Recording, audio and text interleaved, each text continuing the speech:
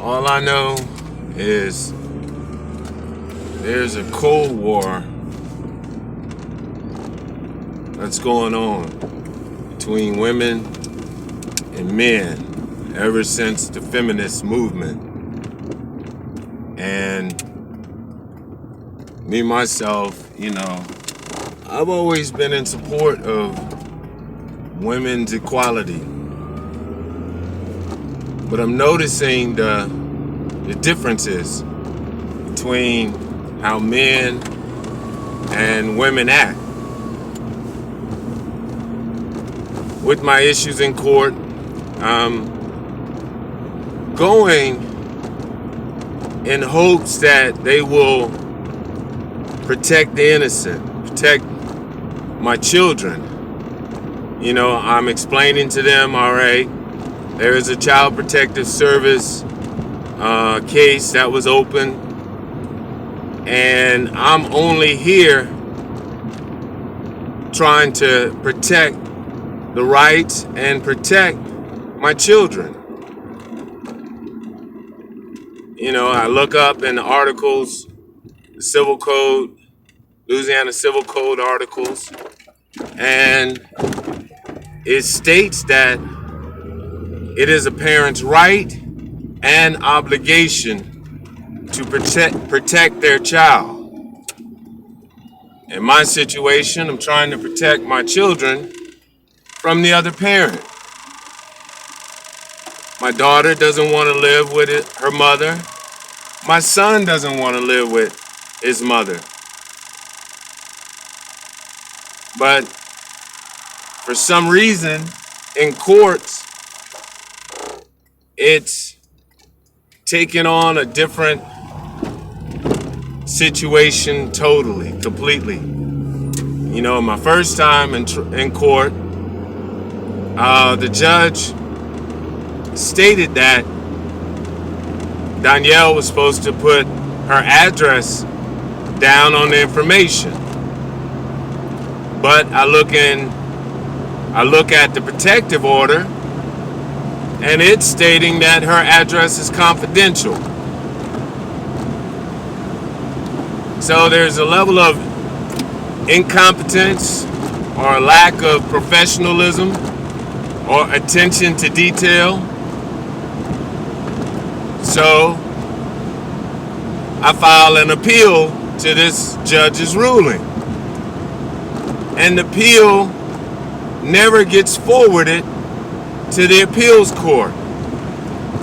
Incompetence number 2. Lack of professionalism, number 2.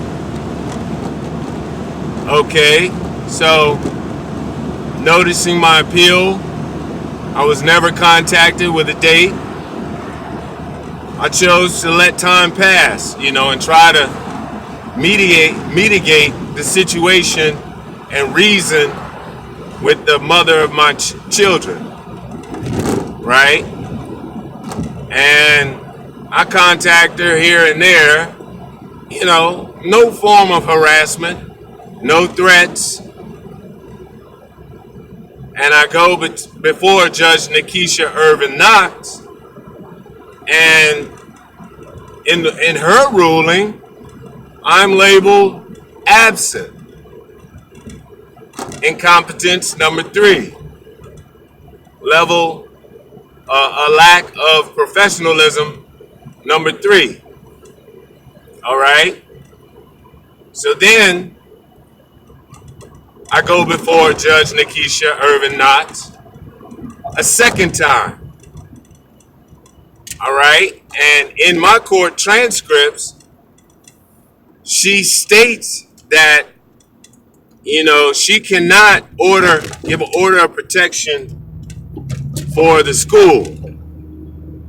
They have to seek their own order, but yet on the protective orders that she rendered, the school address is listed as a location that I'm not to go within 100 yards of, right? So I'm noticing the errors or the injustices. And also, twice before Judge Nikisha Irving Knox, I go before her. Not once was the best interest of the child ever approached, ever talked about, or ever addressed. Now, this is the whole reason for the court system in the civil situation, is to mediate the situation. Whereas I've only gotten injustices, unfair treatment, biased treatment, partial treatment. Because in my first meeting with Judge Nikisha Irving Knox, I explained to her about the CPS case, and she stated it was a statement, not a question, but it benefited my ex-wife because she stated, oh, it was unfounded. No, ask me about the findings. You don't state certain things because, like I said, it damages the court process of being fair and respectful of both litigants. You know, and she was supposed to show diligence, never once asking to see documentation, asking to see the evidence, because I told her, especially in the second court hearing, that there's video. All right, Danielle states that I went to her job and the people were scared of me. I got video, a live Facebook video, contradicting that, totally. Whereas I went to her job asking her to go to counseling with me in order to resolve this issue. Mind you, I just recently had major back surgery, spinal fusion. I'm having health issues. I had a pulmonary embolism, whereas only one out of three people, I'm not sure if it's 1 out of 3 people die or 1 out of 3 people are saved. But that's like 33 percentile that, you know, I fell in, or 66 percentile or whatever. But I'm having health issues. I do not wish to fight. I'm coming to the courts to help me help my children. All right, and Article 132 of the Louisiana Civil Code states that if parents can't come to an agreement, joint custody is rendered. No, they're giving her temporary custody, sole custody, and violating the law. Then there's an amendment or, change in 2016 that, it states that children are supposed to honor their parents. And, I'm telling the courts that she is interfering with my relationship with my 17, 18-year-old son. She's not letting them interact with me, which is Article 134.10 states that the parent should foster a relationship with the other parent in clear violation. This is laws that whenever I'm taking this issue to civil court, they're not being professional in addressing the real issue at hand. And nation, we have a national issue of fatherlessness, and it's being ignored. They're contributing to this. So it's just certain things that, like I said, I get frustrated because, attention to detail is a must, especially in professional settings that are supposed to render justice, are supposed to protect people's rights. I'm noticing constantly rights are being violated. The rights of my children, my parental rights, all for the sake of one aggravating person. And it's not right. Not right at all. And they're making it a criminal issue for a parent to protect their child. So I'm having to be creative, trying to be, creative in this situation, not get things, all selfish in my respect, because I realize that there's other people that are facing the same issue, other men that are being subjected to this Cold War that women have waged on men since the feminist movement, and it's wrong. So I have two sons.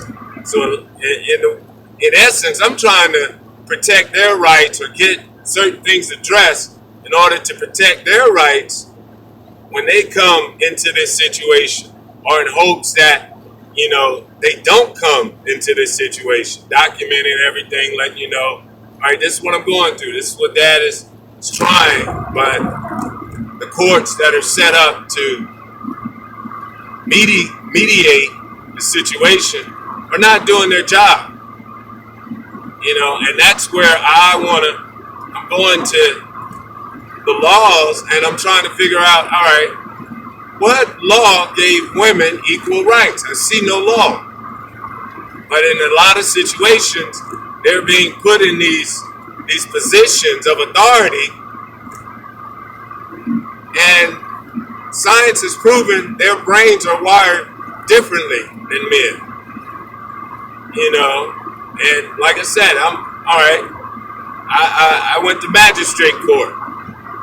I'm sitting there, and whenever I go before the judge to get my bond issued, she specifically tells me she doesn't want to hear the matters concerning my case, but then subjects me to a lecture, as if, actually making me feel that I'm guilty until proven innocent. That's a violation of the law. And then I go before another time, and she's telling me I need to come next time to court with a lawyer. All right, how did y'all decide this? What, have you even inquired about my income? When I went before you to set the bond, it was told that I recently had major surgery, that I haven't worked since March 2015, So where am I supposed to get this money to pay for a lawyer? You're violating my rights. So a lot of things, lawyers, to me, it's not hard to be a lawyer. I'm finding, motions to dismiss.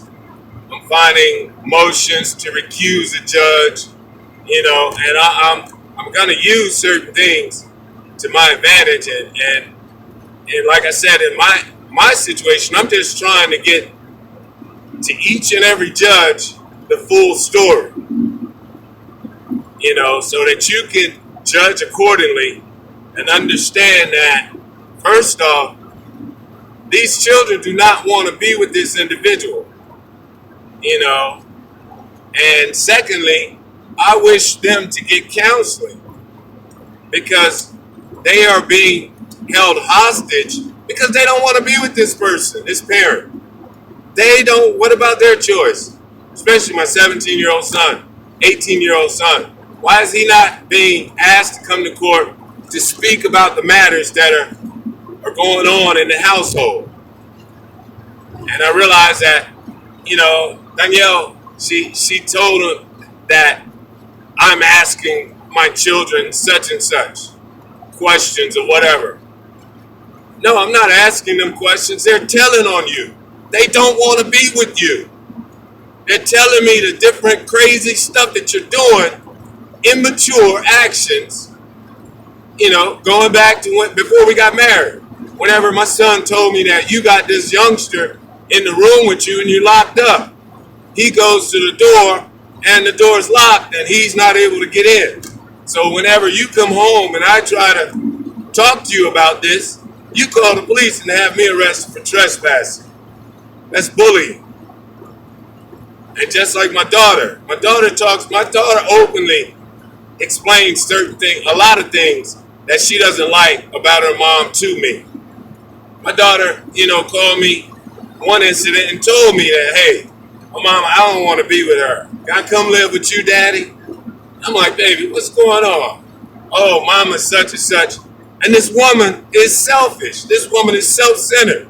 It's not about the kids in this situation at all. It's all being vindictive toward the father who does not want to be with her, does not want him in his life at all, wishing that he never had kids with this individual, which was forced on him. I asked you to have an abortion. I didn't want to be with you. I told you, you're not my friend. We're gonna be in a relationship. You gotta demonstrate that you care for me. Yet I've gone to jail 6 times. You don't give a fuck about me.